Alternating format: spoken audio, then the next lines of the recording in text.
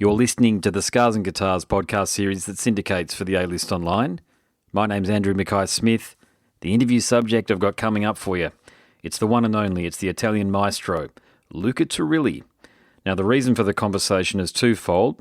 He's got 3 shows in Australia coming up in October. Okay, so it's a way away yet, but I'll read out the 3 dates. Thursday the 10th, he's playing in Sydney. Friday the 11th, he's playing in Brisbane. And Sunday the 13th, in Melbourne. I think it's at something called the Southern Gathering Festival. So a bit of a festival appearance there at Max Watts down in Melbourne.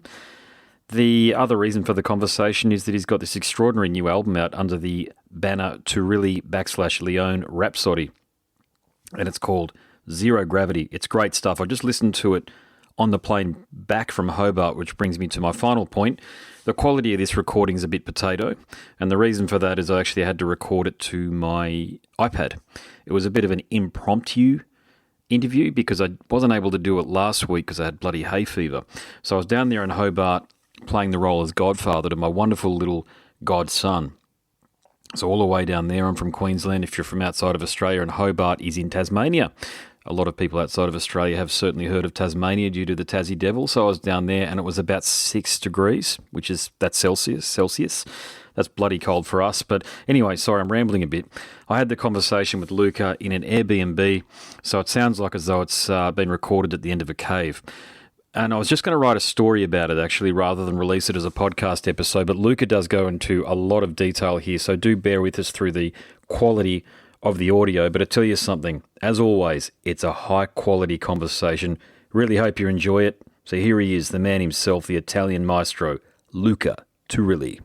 Yes, just a moment, I lost the last sentence because it was kind of broken. Oh, that's all right. I was just saying that it's, in marriages, a lot of marriages are where the woman is the morning person and the husband is the night person. And I'm a night person as well, like you are. And, Yes. Hey, let's talk about this album, okay? This album that you've got out here, this brand new one. It's a stunning album, so congratulations on that to begin with. You are a brilliant, world-renowned composer. And here's what I said about it. I actually did a little bit of a review on Twitter already. And I'll tell you what I said. I said that Luca produces vast guitar soundscapes bookended by massive vocals underpinned by string arrangements. The songwriting is excellent. Let's see how they go recreating this live, because this is a great album for any heavy metal fan. What are your thoughts? Oh my God, you guys, too nice. Well, thoroughly deserved, my friend. Thank you, really. Hey. Yeah. So this has been a labour of love for you, I take it. Sorry, my friend, I lost you. This has been a labour of love, meaning that you'd do this anyway, wouldn't you? If you're a born composer and creating this album is just something that you are going to do anyway. Yes, absolutely, my friend. And you touch a delicate point, because I had many discussions recently about the fact that unluckily, for some problems related with the young age or the lack of experience, we had some problem on the past, because in some way the form in some cases prevailed on the substance. So in the end, because of wrong photos, of wrong videos, all that, we were not taken as seriously as I would have liked. Okay. So yes, this because probably, I don't know, we had all our songs related with a fantasy saga. So for the people who doesn't like this style of music, it was easy to attack us on that point, things like that. But for us, it was a labor of love. Also, that one, I'm referring to the Rhapsody of the past. Yeah. And of course, looking back, I'm ashamed. I'm really ashamed of those videos, because they were done and we didn't have any control on them. On top, we can add that my English lyrics were really more than cheesy, and this didn't help either. But I have to say that then after the first 4 albums, everything changed, also because of the presence of Christopher Lee and all that. And so then everything went the right way, let's say. Now, with this new band, we want really to establish this modern, serious image. I already tried to establish with my Luca Turilli's Rhapsody band that was a kind of hybrid version of Rhapsody, something in between. But now with this new incarnation, after the end of the Fat Wave tour, after the end of the celebration of those early years, now finally we feel strong and devoted to this new band, because this is really the music that we love nowadays, and all the elements that we incorporate, especially the vocal arrangements, progressive elements, the dream theater, the symphonic touch, of course, that is that is typical of Rhapsody. It's a kind of trademark, but still contaminated with a modern touch. And most important, the low-tuned heavy guitars that we had for the first time ever in one of our albums. So in some way, we consider this a first album, debut album, because you have to imagine that in the beginning we were not even supposed to move onwards as a Rhapsody, but under the name Zero Gravity. This was very first plan. But then the promoters didn't.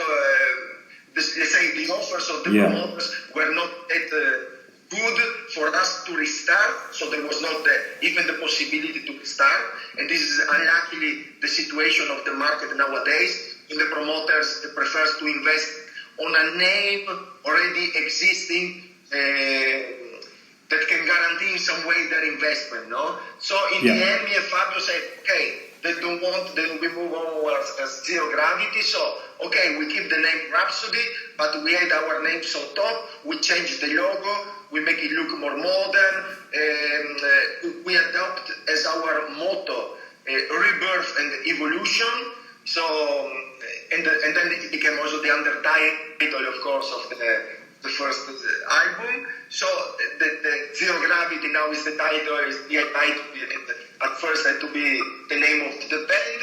So in the end, you see a lot of changes, and we're really trusting a lot in this new incarnation of Rhapsody. Gosh, great response. Yeah, great statement that you made there. It was going to be one of my questions, actually, was the decision to move on with the Rhapsody name, but I completely understand, mate. It is a brand that you built up personally alongside your bandmates, and it's a very well-known brand at the end of the day, the Rhapsody of Fire brand, and it is easily identifiable the world over, to the point where when you hear the word Rhapsody, certainly from a heavy metal fan's perspective, you think of Luca Turilli. So I'm glad that you found that compromise. Yes, absolutely. Also because, imagine ourselves. It's like, if I make you think, imagine you are doing the same job for over 20 years. Yeah. At one point, also, you can like the job, you can like it less sometime, but in the end, you really, life is limited. So, especially for an artist, working with heart and soul and not making music for fun, because Fabio and I never made music to have fun. Me, I'm not a party guy. I'm always closed at home, composing. I never had holidays. I never go out to drink with friends. So, apart that I don't drink, but because my body rejects the alcohol. But that's another thing. But just to tell that we intend music very seriously. Yes. And so we finally wanted to have to find the right dimension for our Rhapsody brand, and to really now all the new photos, the new videos that we will have, that you will see soon, they move into that same direction. So there is a kind of vision, artistic vision, that gave us stimulation to go on. Because otherwise, Fabio and I know that some fans will like just that we repeat ourselves. Apart that when you repeat yourself, you will never be better than the original. But it will be just a copy. But second, if I should make music to earn money or to make the easy commercial operation to be sure to sell some albums, even if I don't like the music anymore. That would be totally fake and against my vision of the artist, of art general, So now we are doing really what we like, and of course there is the hope that many fans out there will find a great response with that. Yeah, wonderful, mate. Yeah, I'll tell you the other thing that's wonderful, Luca, is that to have achieved 154% of your Indiegogo target, when you put it out there to fans to help you fund this album here, the response was 1.5 times greater than you could have anticipated. That must feel great. Well, that was really something unexpected, first of all, because we didn't have any experience with those crowdfunding campaigns and all that. But we were kind of obliged to do that, and so we had to try. We were kind of forced to try, because of course you have to know that until now, looking back to the history of Rhapsody, I have to say that we made some great music, but really because we had the time and the right time to be spent in the studio, and this because mainly of the great budgets that we had in the past. Right now, the market is totally different. Budgets are not the same, even if also we have the great support of Neutral Blast, but still we needed to ask these 40,000 euros extra to reach the minimum amount of budget that we used to have in the past. So in the end, as you said, we reached the 100% of the target. So we could even we could really realize the album that we had in mind, and we had also some extra money to be invested in the video that will be soon released, the official video, the possibility to have some special guests on the first album, and this was very important to guarantee the same variety I was telling you about before. So it was essential for this album, for this new restart. So all of this thanks to the collaboration of our fans, and that's just amazing.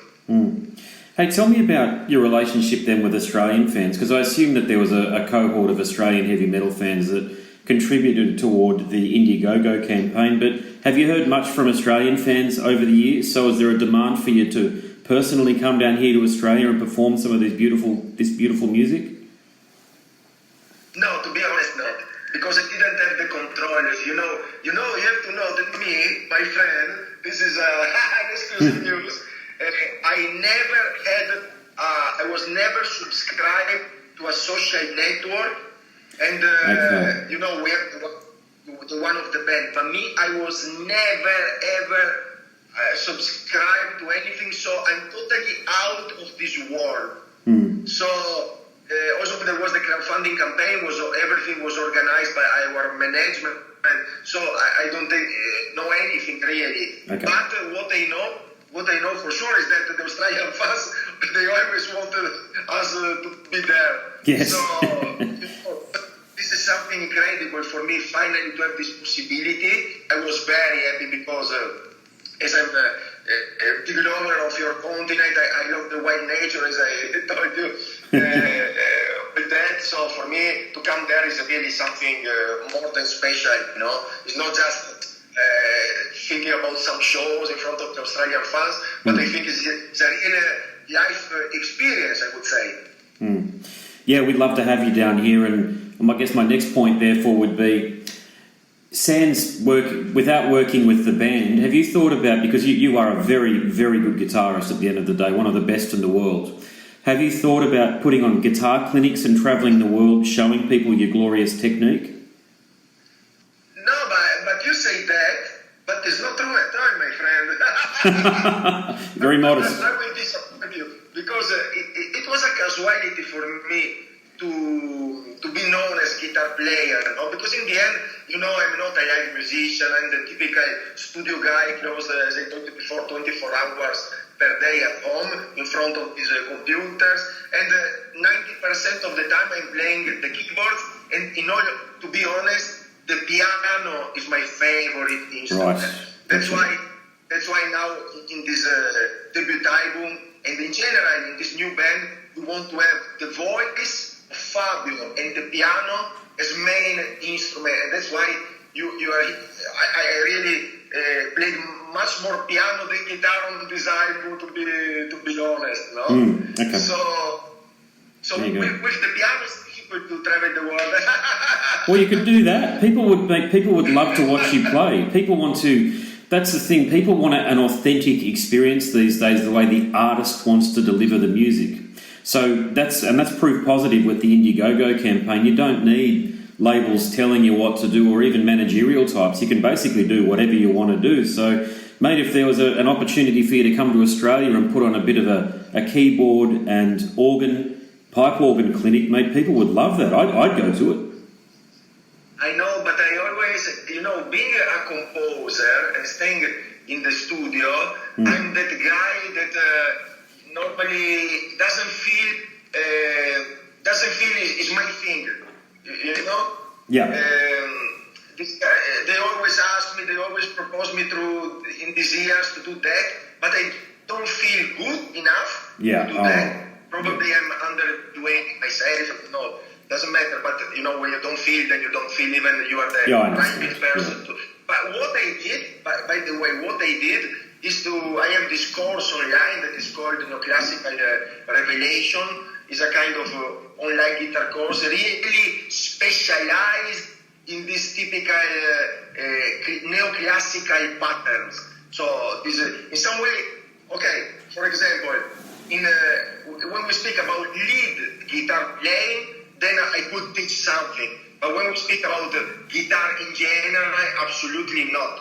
Because I'm not, for example, if you take my second guitar player, Dominique, the French guy, he's the typical guitar player. No, he's not a composer, but he's just a guitar player. So he knows everything. When we are on tour, he helps me tweaking the effects, all that. Because me, I have no clue about effects, amplifiers, and all that. And that's why I have always problems when I'm making interviews with kind of guitar-related magazines. Yeah. Because I find myself not being able to explain everything, because I can speak about computers, I can speak about software, Cubase, all the stuff I used to compose on a daily basis. Yep. But I'm not able to speak about guitar simply because I was never really that interested.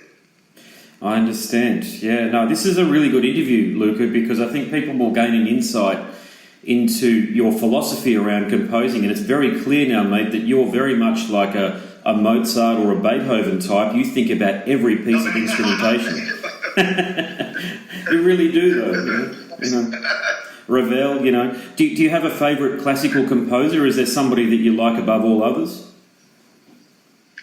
Okay. When I started, I changed, in the same way like I changed tastes in the metal. Now I like Dream Theater. My favorite band, all in all, is Muse. So imagine. Wow. I love Muse.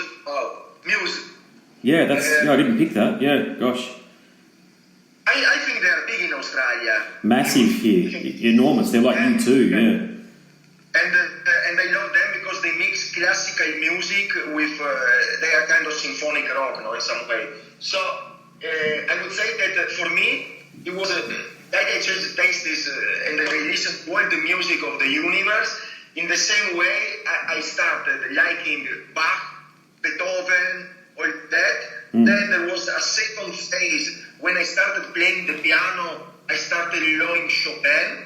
That's why, for example, if you listen to the operatic ballad Amata Immortale on this album, you hear that I created a piano intro really inspired by Frédéric Chopin, no? Chopin, yeah.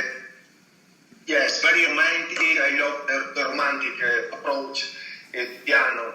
And then, of course, when you know all the classical composers, you start also loving the contemporary ones. So the most recent ones like Alexander Scriabin, so many Russian, totally crazy classical composers, I would say.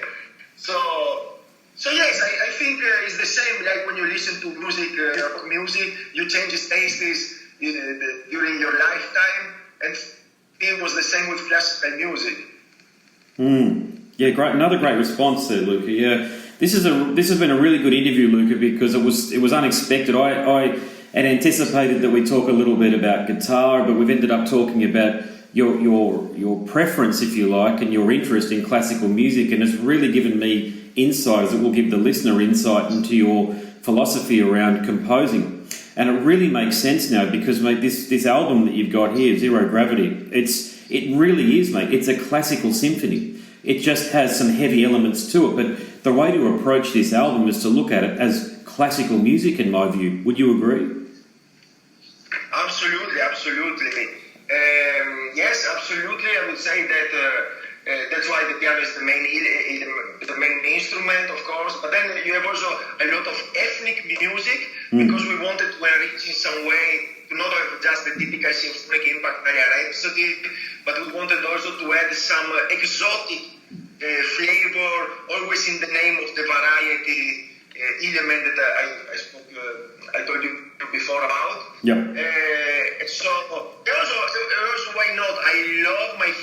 I love to combine symphonic instruments with electronic modern sounds because for me this gives a new dimension to the regular, let's say, classical music. So also when you go to, we were always inspired by the soundtracks, the cinema, the movie soundtracks.